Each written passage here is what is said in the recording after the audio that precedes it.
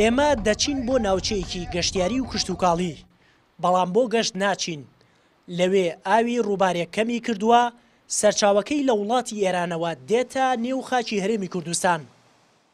ئێرە خاکی هەرێمی کوردستانە، گوندەکانی سازان و کۆساوای سەر بە پارێزگای هەڵەبجە. ئەمە ئاوی ئاوەمارە، سەرچاوەی سەرەکی ڕووباری سیروان و دەریاچەی دەربەندیخان. ئاوەکە لێڵ بووە. ئەو بەریش خاکی ئێرانە و گوندی لانەوانە.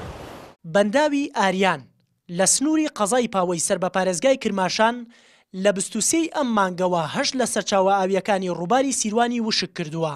تەنها 4 لە سەرچاوە ئاویەکان ماون. ئەوانیش بۆ وەرزی هاوین پێشەوەی بگەنە ڕووبارەکە بۆ کشتوکاڵ و باغداری بەکاردەهێنرێت. بەخوا پێم وانییە وشکە لەوەیە چێ هەر نەختێک ئاو هەبێ، بەڵام ئەوە نەبێ، ینی وەک سیروان و جاران زۆر بێ و خەڵک نەوێرێ خۆی لێ بشۆریان مەلەی تیا بکە. ئێران هەرە و سەدەیە دروستی کردوتەوە. بەڵێ یا ئاوی دوو ئاوی ژەگوازێت و نایگوازێت و ئاوی دوو ئاو نەخێر دوئا بکرێتە خواروی ئەوە. لە ماوەی 24 کاتژمێری ڕابردوو بە گوێرەی ئەو پێوەرانەی لەسەر ئاوی ئەم ڕووبارە لە گوندی سازان دانراون، نزیکەی 3 مەتر ئاستی ئاوی ڕووباری سیروان لەو ناوچەیە کەمی کردووە. بۆیە هاوڵاتیان هاتوون بۆ سەیری کەمبوونەوەی ئاوەکە. لە پاڵەوەشدا بەدەم چاخواردنەوە بەنیازن بە ئاسانی ماسی بگرن.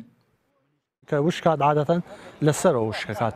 ئەسا خەڵکی زیاتر بەرەو منتیقەی بۆین ئەوەی کە من بیست بێتم ئەڵێن خەڵک بەرەو بۆین ئەچێت بۆ گرتنی ماسی، چونکە ئەوە کە نامێنێت لە پەنگایەکانەوە عادەتەن کە ئاو نامێنێت ماسیش سەر ئاوەکەوێت وتر خەڵک زۆریت بەرەو سازان بۆ ماسیکردن. بەڵێ وشکردنی بەشێک لە سەرچاوەکانی ئاوی ڕووباری سیروان لە کاتێکدایە ماوەی 3 ساڵە پرۆژەی دابینکردنی ئاوی خواردنەوە بۆ پارێزگای هەڵەبجە و قەزای سەی سادق لەسەر ئەم ڕووبارە دروست دەکرێت. بۆیە ئیدارەی هەڵەبجە پێشبینی تەواو وشکبوونی ڕووبارەکە دەکەن.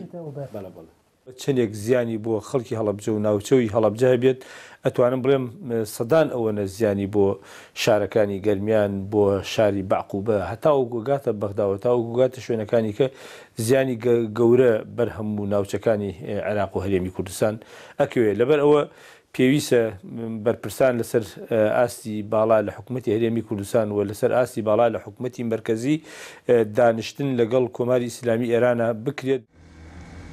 ڕووباری سیروان بە یەکێک لە سەرچاوە گرنگەکانی ئاو لە عێراق و هەرێمی کوردستان ئەژمار دەکرێت. سەرچاوەی ئاوی ئەم ڕووبارە لە وڵاتی ئێرانەوەیە و لە سنووری پارێزگای هەڵەبجەوە دێتە نێو خاکی هەرێمی کوردستان. درێژی ڕووبارەکە لە هەڵەبجەوە تا دەڕژێتە نێو ئاوی ڕووباری دیجلە لە بەغداد 445 کیلۆمەترە.